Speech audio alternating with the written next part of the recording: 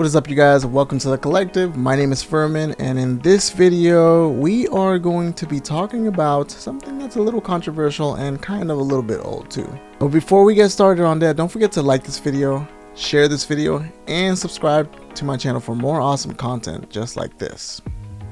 You know, honestly, before I even say anything, guys, I hope you guys had an amazing Christmas and an even more amazing, I can't even talk today.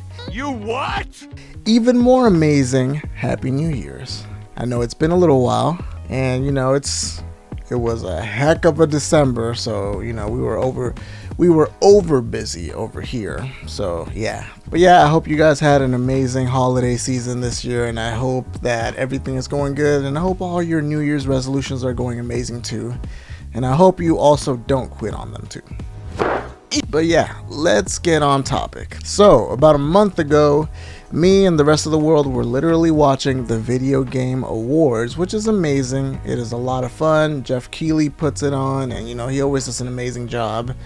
And you know, I will say there's a lot of people that are not big fans of it, which is completely understandable because, you know, it would be nice if they gave it a little more time for the awards. But you know, gotta get those game trailers in, right? So in the awards, we had Christopher Judge basically come out there, and you know, he made some remarks, and you know, he made a tiny little joke. All he said is that his speech was shorter than the Call of Duty Modern Warfare 3 campaign. And you know, everybody, the whole like theater erupted. But fun fact, my speech was actually longer than this year's Call of Duty campaign. What?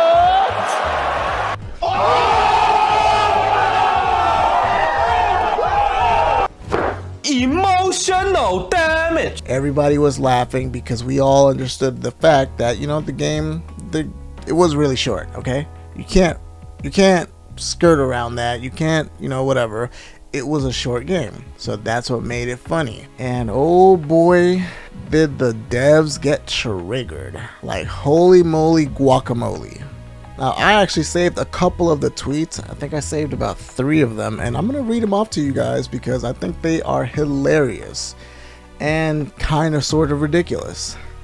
Number one reads like this: funny, but yeah, the metrics that COD absolutely destroys all of the God of War games, probably combined to be honest, and is also equally laughable, if not more. And yeah, you can hear the triggeredness from this tweet. I mean, it is like, whoo. Let's move on. Imagine having short user engagement once your game is consumed. Can't relate. Oh, can't relate with the laughing emojis. Wow. And then here's another one. Honestly, as COD developers, we've heard way worse, but we don't expect it from a peer. At an event that's supposed to be celebrating this year's achievements in gaming, especially with all the information that was leaked about its development. And that's just 3 of them. That was just 3 that I happened to find that were really good. But man, wow. Okay. This, and I'm not gonna lie, it did kind of trigger me a little bit, but this kind of irritated me because of the fact that for some reason the Call of Duty devs, they think that games that are single player, games that just have a story mode and then just, you know, you just beat the game and then the game is over, they think that those games are bad. So they're essentially saying that narrative style games are not good games just because of the fact that once you play them and you beat them, they're just done. What? Oh, wow. That is insane. I have a hard time believing that Call of Duty devs are this sensitive and this crazy, because you're telling me that a game like The Last of Us, which we're not talking about The Last of Us 2, we're not going into controversy, we're talking about The Last of Us, a game that it is just a story mode, start to finish, You beat the game, and that is it. There's DLC too. There's Left Behind, but other than that, that's basically it. There is, other than replayability, that's all there is. There's no new DLCs coming out every year. There's no gotchas or whatever, things that make you spend $30 on this, and that. Like, there's none of that. But that's still a good game. It is still a good game. Other games, like, look at all these games that I have back here. You're gonna tell me Zelda Ocarina of Time is a bad game just because it didn't have any DLC, because there wasn't any map packs, or because, you know, you couldn't buy a skin for Link? I've never been more confused in my whole life. And, you know, I understand, like, their point of view in the sense that, like, you know, they work for Call of Duty. They make these games. And therefore, you know, they're big fans of that strategy, you know, that style of games where, you know, they always give you something new to play. There's always content to jump back into. But we're not just talking about just the content. Like, the biggest problem with Call of Duty is the fact that their monetization is absolutely insane. Like, we went from paying $20 to $30 for, you know, like DLC drops for the whole year. And then out of nowhere, you know, they did away with that, and then they brought in the battle pass. And, you know, there was too much randomizing on that, so it was too scammy. So they made it so that you absolutely get exactly what you're paying for. But you're not just paying for the battle pass, which usually costs $20 to $30. If you want certain maps and certain skins, those also cost $30 each. If you wanted to go to Modern Warfare 3 right now and buy everything that they have for sale, I can guarantee you will be spending $500 at the minimum. And you know what? It's not just a flat $500. It's not just, oh, you buy everything and it's done. No, they're always coming out with new stuff. So there's going to be new skins, new guns, new tracer packs, new DLC. Always something new.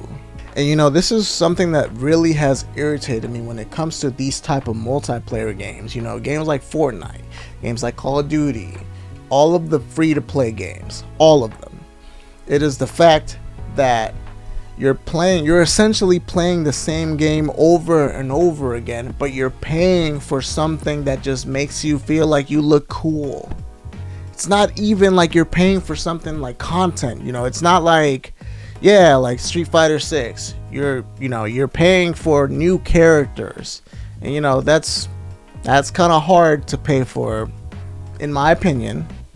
But at least in that sense, you get a new character. You're getting something that adds to the game. A skin or a tracer pack for a gun does not add a single thing other than, ooh, look at me, I look cool. Hey, they got the guy from Dune. Ooh, look how cool I am. That's all it does. It is just a flex. And most of the time, the flex doesn't even work. I have not heard... You know, I've been playing Call of Duty for a while now. I have not heard a single person say, ooh, wow, that's a sick skin, bro. But what I have heard is, oh my god, what a shill. I can't believe you really paid to get that. Stop it. Get some help. You know, I say this to say that I think it's absolutely insane for these devs to get so triggered by something that was just a lighthearted joke. Like, at the end of the day, Christopher Judge is like one of the nicest guys out there when it comes to the video game industry and how people talk about him. And for you to get triggered by something that was just supposed to be a lighthearted joke about, you know, the fact that the campaign was mega short, which it was, it just seems a little distasteful. Like the last tweet that basically said, oh, you know, you don't expect this from your peers. What? No. Oh, yeah. People are all different.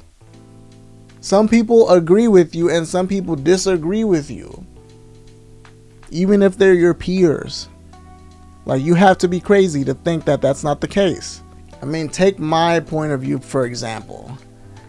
I'm all about physical games. I am anti any gacha games. I am anti Fortnite, anti all of those. And I feel like I'm 100% correct in this. I think that those type of games and those style of games are the devil, literally. This is how I feel about it. Now, to me, that's my opinion. So to me, I'm right. But that doesn't mean that I'm right when it comes to everybody else. That doesn't mean that I get to stand on a soapbox and be like, oh, you know, you guys, oh, how dare you? You guys are wrong for playing those games. What I can do is tell people that they're wasting their money, because that's really what they are doing. But I don't get to sit here and judge and, you know, get irritated when people don't agree with me. All I can do is give my point of view, and that's it. You're gonna have to take it or leave it. Yeah, I know it's kind of a little bit of an old topic, but I really wanted to cover it. I really wanted to talk about it because I just thought it was so insane.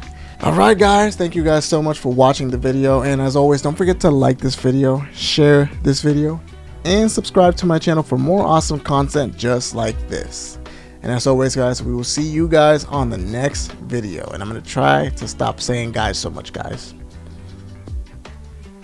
Yeah. Alright, peace.